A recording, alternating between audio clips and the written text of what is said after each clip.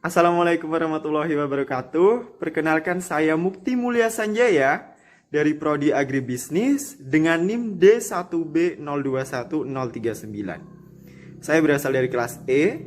Baik, di sini saya akan menyampaikan hasil tugas untuk meresume dari materi yang sudah disampaikan. Langsung saja, anak-anak muda yang seharusnya menjadi agen perubahan sosial dengan etos kesadaran dan juga tanggung jawab kebangsaan belum optimal termasuk mahasiswa. Nah, bagaimana mencatatkan diri sebagai agen perubahan dan juga berkontribusi untuk mencegah dan menanggulangi paparan COVID-19 melalui bidang kemahasiswaan? Ayo kita secara bersama-sama menginisiasi langkah-langkah konstruktif, langkah-langkah inovatif, dan kreatif guna memutus mata rantai penyebaran COVID-19. Dimulainya dengan yang pertama adalah komitmen untuk menegakkan. Yang kedua adalah komitmen untuk berkontribusi secara sosial. Yang ketiga memandang bahwa ini adalah permasalahan bersama. Dan saatnya kita tunjukkan relawan kita di dalam memutus mata rantai COVID-19. Kemudian yang berikutnya adalah adanya COVID. Ada akselerasi pemanfaatan teknologi digital.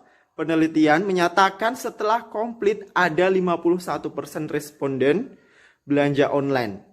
Artinya termasuk juga di kalangan mahasiswa yang sebelumnya tidak akrab dengan teknologi hafal pertemuan virtual seperti ini, kita dikoneksikan dengan teknologi digital untuk pertemuan-pertemuan yang bersifat koleksi terus.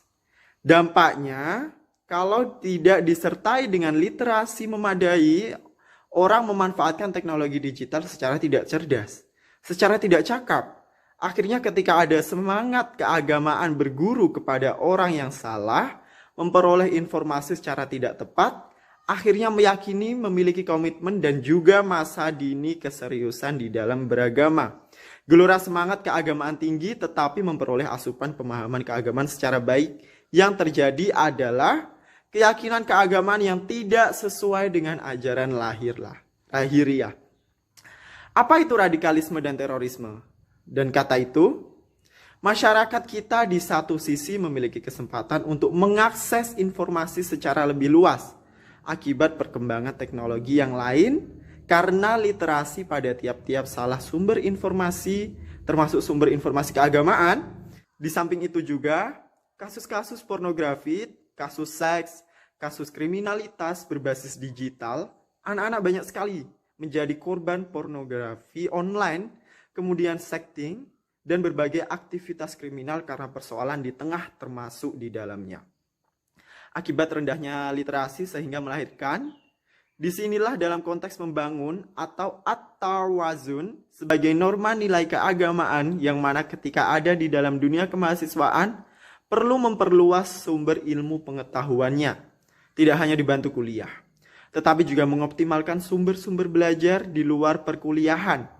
Kemudian di organisasi keagamaan dan organisasi kemahasiswaan intra seperti PMII, kemudian HMI, dan beberapa organisasi keagamaan lainnya. Ketika kita hanya mengandalkan perkuliahan tatap muka di kelas, tetapi yang paling membentuk jati diri kita adalah interaksi dan juga koneksi kita di dalam optimasi atau pengoptimalan sumber-sumber pembelajaran di luar kuliah tatap muka. Ada 3 prinsip yang harus dipegang, yakni 1, prinsip tahiyatul masjid menyamakan persepsi. Yang kedua, prinsip moderasi yang intinya adalah toleransi. Kemudian prinsip-prinsip kebersamaan. Penggerak perubahan ini, 3 prinsip perubahan norma nilai yang baik yang sudah kita miliki harus dipertahankan. Jangan sampai hanya karena persoalan toleransi, kita menggadaikan hal yang bersifat fundamental keagamaan. Ada wilayah penghargaan karena perbedaan tanpa harus mencampur aduk.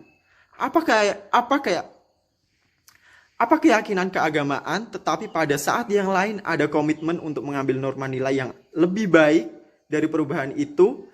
Yang terakhir harus ada ide kreatif di dalam kerangka al-hijab lama. Buatlah mekanisme inovasi di dalam diri kita untuk terus melakukan perubahan-perubahan menuju yang lebih baik. Terima kasih. Wassalamualaikum warahmatullahi wabarakatuh.